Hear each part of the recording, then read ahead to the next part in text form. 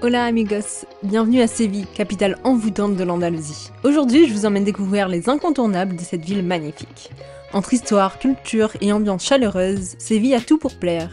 Suivez-moi pour une visite remplie de bons plans et d'expériences inoubliables. On commence par le numéro 1, la cathédrale de Séville et la Giralda, l'icône de la ville. Ce n'est pas qu'une simple église, c'est la plus grande cathédrale gothique du monde et la troisième plus grande église après Saint-Pierre à Rome et Saint-Paul à Londres. À l'intérieur, vous serez frappé par la grandeur des voûtes, la lumière qui filtre à travers les vitraux colorés et les détails sculptés présents partout. On y trouve aussi le tombeau de Christophe Colomb, un élément marquant de l'histoire de la ville. Mais ce qui rend la visite encore plus mémorable, c'est la montée de la Giralda, le clocher emblématique de la cathédrale. Savez-vous qu'à l'origine, il s'agissait d'un minaret musulman? Construit au XIIe siècle par les Almohades, il a été transformé en clocher après la Reconquista. Et voici un détail fascinant. Pour atteindre le sommet, vous ne gravirez pas des escaliers, mais 35 rampes inclinées. Pourquoi des rampes?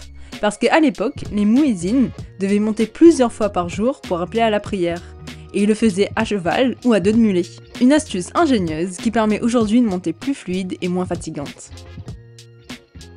En haut, à 97 mètres de hauteur, une vue panoramique spectaculaire sur Séville vous attend. Le clocher offre un véritable aperçu à 360 degrés de la ville, avec ses toits blancs, ses ruelles étroites et la majestueuse Plaza de España qui se dévoile au loin. L'entrée de la cathédrale et de la Giralda coûte 13 € et je vous recommande de prévoir 1h30 à 2h pour profiter pleinement de la visite et admirer tous les détails. Il y a des visites gratuites, exclusivement accessibles en ligne le dimanche de 16h30 à 18h.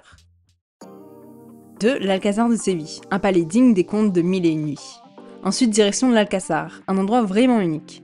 Ce palais royal, avec son mélange d'influences musulmanes et chrétiennes, est magnifique. On y découvre des mosaïques délicates, des arches qui se croisent dans tous les sens, et des patios où la lumière joue avec les ombres.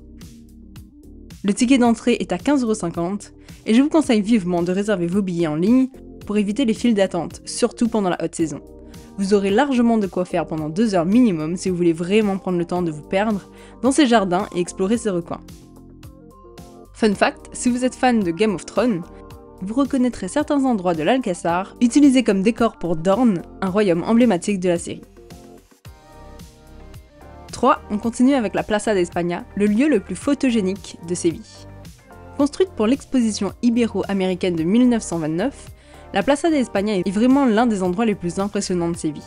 Ce demi-cercle immense, entouré d'un canal et d'un bâtiment en briques, est décoré de céramiques colorées qui représentent les différentes provinces espagnoles. C'est l'endroit idéal pour une balade tranquille et c'est même gratuit. Si vous voulez pimenter un petit peu les choses, vous pouvez aussi faire un tour en barque pour environ 6 € pour 35 minutes. Si vous aimez prendre des photos, c'est le spot parfait.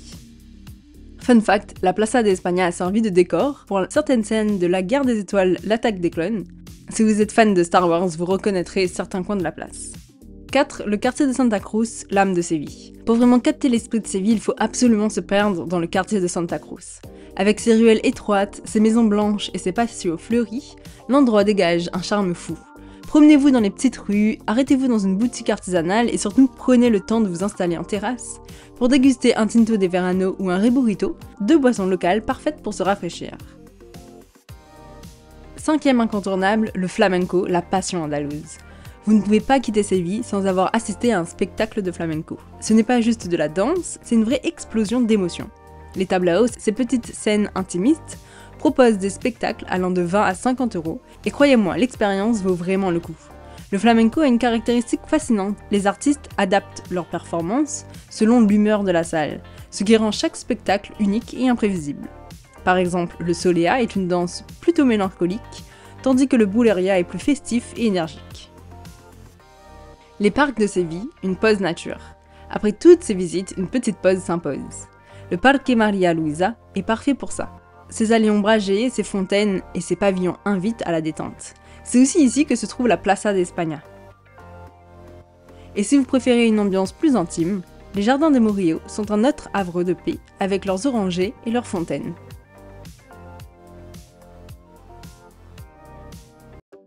7e incontournable, la Torre del Oro, un voyage dans le passé maritime de Séville. Ne manquez pas la Torre del Oro.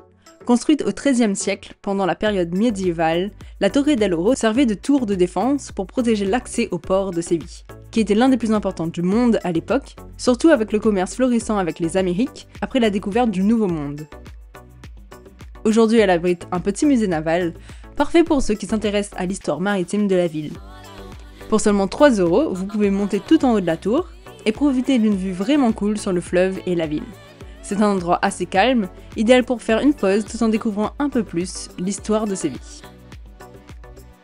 8. Les Cétas de Séville, un coup de fraîcheur moderne. Les Cétas de Séville, ou Métropole Parasol, sont ces gigantesques structures en bois qui dominent la Plaza de la Encarnación. Construite en 2011, elle offre une vue imprenable sur la ville depuis le sommet. Si vous avez un moment, n'hésitez pas à y monter pour une perspective différente de Séville. C'est aussi un super spot pour les photos, surtout au coucher du soleil.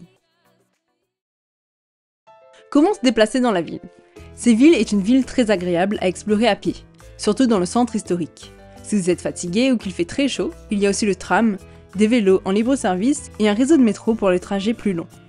Les taxis sont disponibles, mais honnêtement, vous pouvez tout faire à pied si vous êtes bien situé.